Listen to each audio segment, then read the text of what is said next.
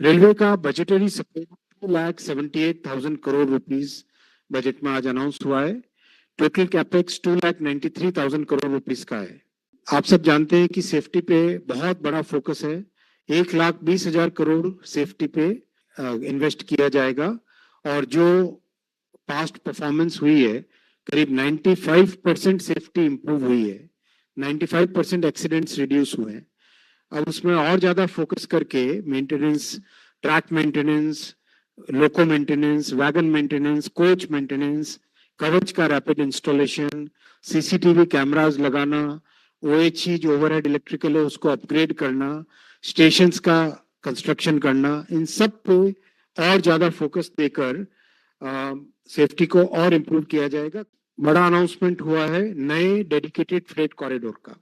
हम सब जानते हैं वेस्टर्न फ्रेट कॉरिडोर और ईस्टर्न फ्रेट कॉरिडोर की बहुत सिग्निफिकेंट प्रोग्रेस है और उसमें ऑलरेडी सेचुरेशन लेवल पे पहुंच गए। 400 train per day in corridors में ऑलरेडी ट्रेवल कर रही है और बंगाल से गुजरात को जोड़ने वाला, बंगाल में दांकुनी से जोड़कर उड़ीसा, छत्तीसगढ़, मध्य प्रदेश और महाराष्ट्र से होते हुए गुजरात में सूरत में टर्मिनेट होगा ये और सूरत में वेस्टर्न कॉरिडोर से जुड़ेगा, जिससे कि कोई भी इंडस्ट्री सामान अपना वेस्ट कोस्ट के किसी भी पोर्ट पे भेजना चाहे, चाहे गुजरात के पोर्ट्स हो चाहे महाराष्ट्र के पोर्ट्स हो, वेस्टर्न कॉरिडोर से जुड़ जाएगा। तो एक तरीके से ईस्टर्न कॉरिडोर, वेस्टर्न कॉरिडोर और ये east west freight corridor, east west freight corridor, ये 2052 किलोमीटर का ईस्ट वेस्ट फ्रेट कॉरिडोर और 7 हाई स्पीड कॉरिडोर्स मिलकर रेलवे की एक टोटली नई transformation,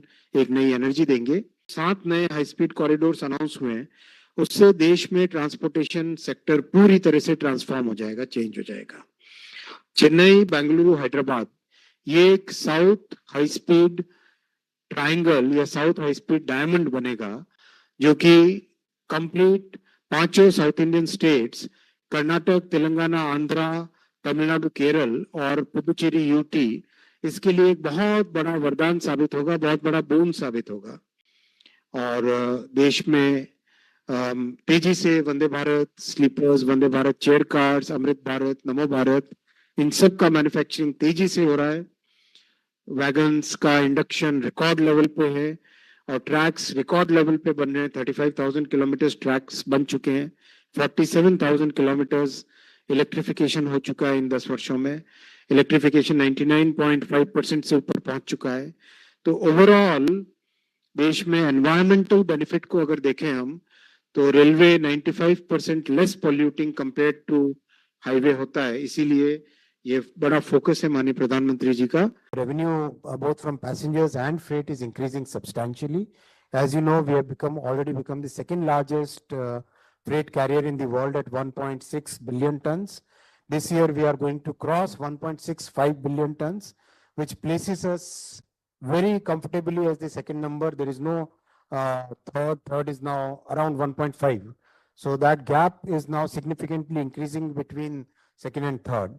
And in terms of passenger, we are crossing this year about 730 crore passengers, and large number of special trains are being deployed to cater to the seasonal high demand periods.